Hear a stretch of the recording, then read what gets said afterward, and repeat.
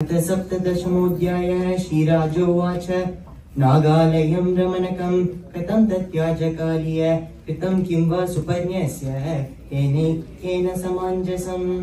श्रीशुकोवाच उपहार्यै सर्पजैर्मासी मासीकयो बलिः वानस्पत्यो महाबाहो नागानां प्राज्ञनिरूपितः। स्वं स्वं भागं प्रयच्छन्ति नागपर्वणि पर्वणि गोपिकायात्मनः सर्वे सुपर्णाय महात्मने। विषवीर्यमदाविष्टः कार्तकेयस्तु कार्यः अदभ्रीकृत्य ललितं स्वयं तं पूजयेत्। तच्छित्वा कुपितो राजन् भगवान् भगवत्प्रिय विजिगांशुर्महावेगः कालीयं समपाद्रवत्। समापतन्तं तरसा विषायुधः प्रत्यग्रयादुक्षित्रनैकमस्तकः तद्विसुवर्णं यदशब्ददायुधः करालदीप्वोच्छ्वसितोग्रलोचनः। तं ताक्ष्यपुत्रस्य निरस्य मन्युमान् प्रचण्ड वेगो मधुसूदनासन पक्षेन सव्येन हिरण्यरोचिषः जगान कद्रुसुतमुग्रविक्रम। सुवर्णपक्षादिन तत्कालीयो भीमविह्वलः रथं विदेशकालीयस्तगदगम्यं दुरासदम्।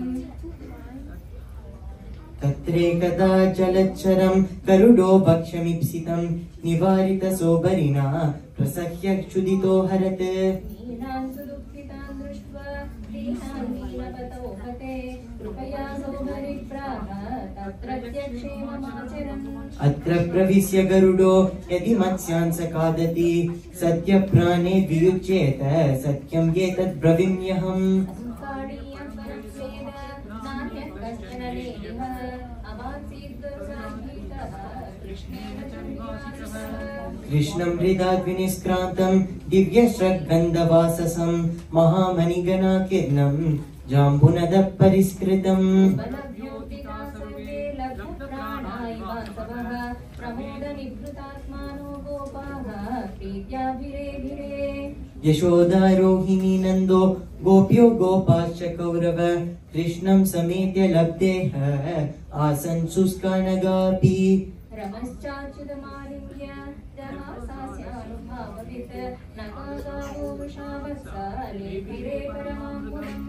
नन्दं विप्रासमागत्य गुरवः सकलत्रका ऊचुस्ते कालीयग्रस्तो दिश्यामुक्तस्तवात्मज। देविकानं विजातिनां कृष्णेर्मुक्तिहेतवे नन्दप्रीतमनाराजन् कामसुवर्णं तदादिशत्।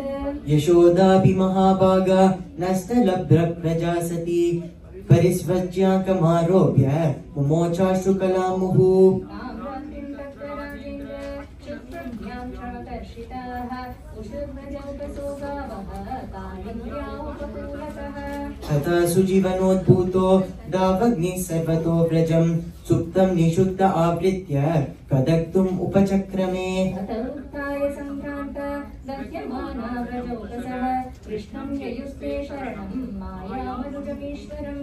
कृष्ण कृष्ण महाभाग हे रामामित विक्रम एष घोरत्मनो वह्निस्तावकं ग्रसते हि न। सुदुस्तरान्नस्वान् पाहि कालाग्ने सूरप्रभो न शक्नुमस्त्वच्चरणं सत्यक्तुमकुतो भयम्। इत्थं स्वजन वैक्लव्यं निरीक्ष्य जगदीश्वर तम् अग्निम् अपिबत् तीव्रम् अनन्तोऽनन्तशक्तिदृक्। श्रीमद्भागवते महापुराणे पारमहंस्यां संहितायां दशमस्कन्धपूर्वार्धे सप्तमोदशमोऽध्यायः। श्रीहरये नमः श्रीहरये नमः श्रीहरये नमः। गोपिका जीवन स्मरणं गोविन्द गोविन्द। सद्गुरुनाथ महाराज की जय।